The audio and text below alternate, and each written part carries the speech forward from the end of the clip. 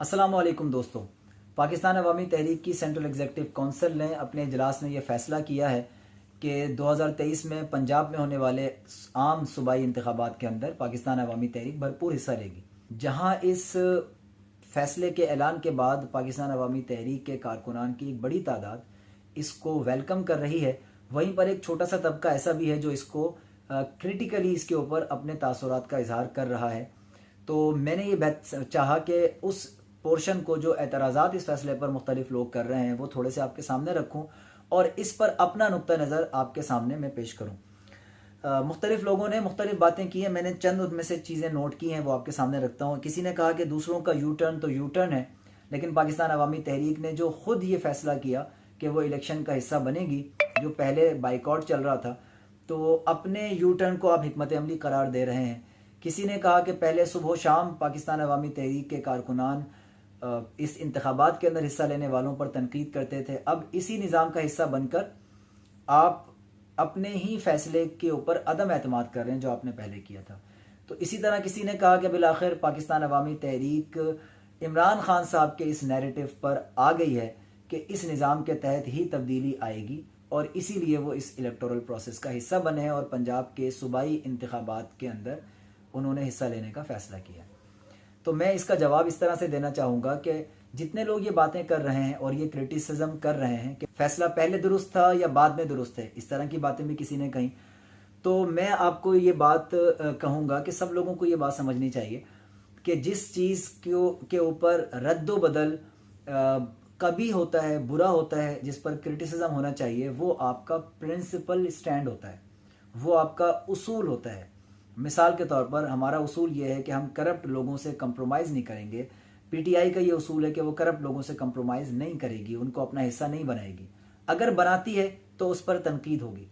इसी तरह पाकिस्तान अवामी तहरीक का एक उसूल है और उसकी लीडरशिप डॉक्टर ताहिरुल कादरी साहब ने अपनी बसीरत से, अपनी हिकमत से, अपने तजर्बे से, अपने इल्म से जो अल्लाह ताला ने उनको अता किया है, ये चीज़ देखी और वो इस नतीजे पर पहुँचे कि इस निज़ाम इंतखाब और इस निज़ाम सियासत के तहत 100 बार भी इलेक्शन करवा लिए जाएं, पाकिस्तान उस रास्ते पर नहीं चल सकता जहां से बेहतरी आए, बार बार वही करप्ट अनासर पलट कर आएंगे। ये पाकिस्तान अवामी तहरीक का एक उसूली मौक़िफ़ है। जब पाकिस्तान अवामी तहरीक 90s में उसने इलेक्शन में हिस्सा लिया, फिर बाइकआउट कर दिया, 2002 में इलेक्शन में हिस्सा लिया, जीती, उसके बाद 2007 में बाइकआउट किया, 2013 में बाइकआउट किया, 18 में बाइकआउट किया, 2014 के धरने के बाद पाकिस्तान अवामी तहरीक ने भक्कर के इलेक्शन में हिस्सा भी लिया। तो जब जब पाकिस्तान अवामी तहरीक ने इलेक्शन में हिस्सा लिया या बाइकआउट किया, दोनों सूरतों में पाकिस्तान अवामी तहरीक का ये मौक़िफ़ बिल्कुल क्लियर था और आज भी क्लियर है कि इस निज़ाम इंतखाब के तहत जितने भी इलेक्शन हो जाएं, पाकिस्तान की तकदीर नहीं बदल सकती। पाकिस्तान का जो इंफ्रास्ट्रक्चर ख़राब है, जो ढांचा पूरा रियासत का ख़राब है, इदारे ख़राब हैं, वो ठीक नहीं हो सकते। करप्ट लोग क्योंकि बार बार आएंगे। सिर्फ किसी भी सियासी जमात की इलेक्शन में हिस्सा लेने या ना लेने की अलग अलग वजूहात होती हैं और वो उसके ऊपर फैसला करती है। जैसे कि MQ में एक मुस्तकिल सियासी जमात है, वो इस निज़ाम को तब्दील करने की उस तरह से जद्दोजहद नहीं करती, वो इस स्टेटस को का हिस्सा है, इसी निज़ाम का हिस्सा है और वो इसी निज़ाम के अंदर ही बेनिफिशरी भी है। इस वक्त भी हुकूमत में है, इससे पहले भी हुकूमत में थी, लेकिन एक रीज़न की बुनियाद पर उन्होंने कराची के बल्दियाती इंतखाबात का बाइकआउट कर दिया। वो कराची जहाँ की मेयरशिप मुस्तकिल तौर पर पिछली मरतबा भी उन्हीं के हाथ में थी और पिछले 30-40 सालों में उन्हीं के हाथ में ज़्यादातर रही है, वो एक ही मरतबा बाहर हुए हैं जब उन्होंने बाइकआउट किया है। तो जब जब वो बाइकआउट करते हैं उनको मेयरशिप नहीं मिलती, ये उन्हें पता है, लेकिन उसके बावजूद उन्होंने बाइकआउट किया। तो किसी भी जमात का 2007 के इलेक्शन में इमरान खान साहब ने बाइकआउट किया। तो बाइकआउट एक उसूली फैसला नहीं होता कि हम हमेशा ही इलेक्शन से दूर रहेंगे। लिहाजा जो लोग इसको कंफ्यूज कर रहे हैं कि कभी कोई जमात इलेक्शन में जाती है और कभी नहीं जाती, तो इसको क्रिटिसाइज करें कि अब वो शायद उसको उम्मीद हो गई है इस निज़ाम से। नहीं, मुमकिन है पहले उन्होंने वोट फॉर नन जो 2013 में पाकिस्तान अवामी तहरीक ने पॉलिसी अपनाई, उस वक्त ये इस्टेब्लिश करना मकसूद था कि अवाम का कितना बड़ा तबका इस सिस्टम से बेजार है, और मैं समझता हूं कि पाकिस्तान अवामी तहरीक उसमें भरपूर कामयाब हुई। उसकी वजह आदाद शुमार है। 2013 के इलेक्शन का आप इलेक्शन जो रिटर्न आया है, जो टर्न आउट था, वो आप निकाल कर देखें, वो बाकी तमाम इंतखाबात से सबसे कम था। तो पाकिस्तान अवामी तहरीक ने वहाँ ये इस्टेब्लिश किया, ये एक रीज़न थी। 10 और रीज़न होंगी लीडरशिप के जहन में। इसी तरह 2018 जब आया तो जनरल इलेक्शन के वक्त एक व्यू जो मेजर सामने आया वो ये कि एक तरफ वो जमात है पंजाब में हॉट पंजाब की वजारत के लिए, वजारत आला के लिए, जो नून लीग है, जो कि बुनियादी तौर पर पाकिस्तान अवामी तहरीक के कातिल है, उसकी लीडरशिप नवाज शरीफ साहब, इन सब के ऊपर केसेस हैं। और एक तरफ इमरान खान साहब हैं, डेफिनेटली उनकी एक अलग जमात है।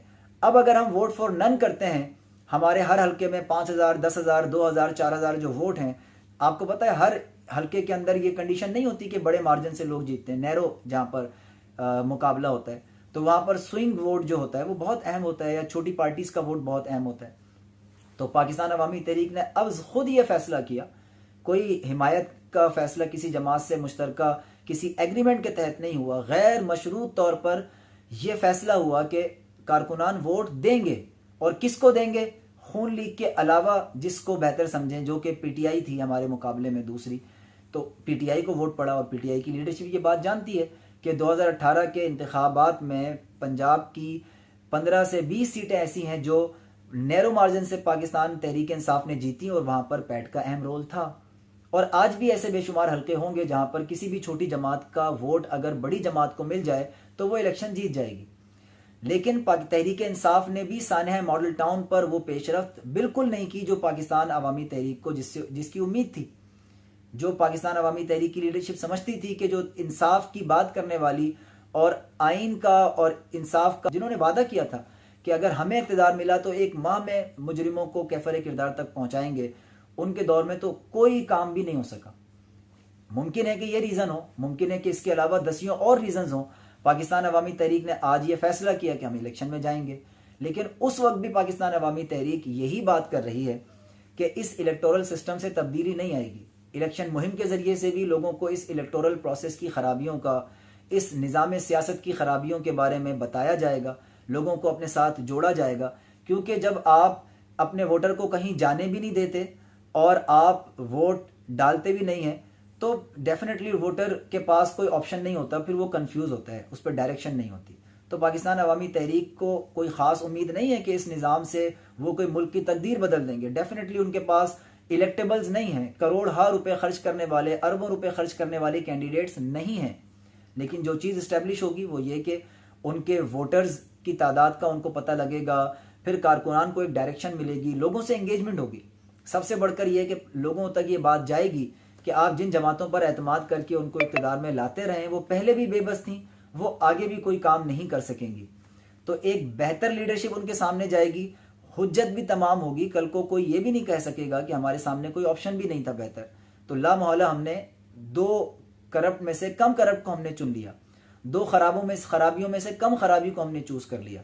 तो एक बेहतर ऑप्शन के तौर पर, मुतबादिल के तौर पर, और एक हुज्जत तमाम करने के लिए, लोगों को इस इलेक्टोरल प्रोसेस की खराबियों का बताने के लिए और इंगेज करने के लिए, अगर आज पाकिस्तान अवामी तहरीक ने यह फैसला किया है, तो इस फैसले के बावजूद पाकिस्तान अवामी तहरीक के कारकुनान भी इस बात पर क्लियर हैं और लीडरशिप भी इस बात पर क्लियर है कि इस इलेक्टोरल प्रोसेस से तब्दीली नहीं आ सकती। पाकिस्तान रेडिकल चेंज की तरफ नहीं बढ़ सकता, बल्कि अगर जो भी इक़्तिदार में आएगा उसको बहुत सारे कंप्रोमाइज़ेस करने पड़ेंगे करप्ट लोगों के साथ, करप्ट सिस्टम के साथ। तो जो लोग इसको खल्त मल्त कर रहे हैं इस बात से कि शायद पाकिस्तान अवामी तहरीक ने अपने मौक़िफ़ को बदल लिया है, तो वो बुनियादी तौर पर ख़ुद गलती पर हैं, समझ की गलती है, या शायद बाज़ लोगों का ये मकसद है कि वो चाहते हैं कि पाकिस्तान अवामी तहरीक किसी भी सियासी जमात की बी टीम बनकर सिर्फ यही काम करे कि वो उनको वोट दे, उनके लिए इक़्तिदार की राह हमवार करे।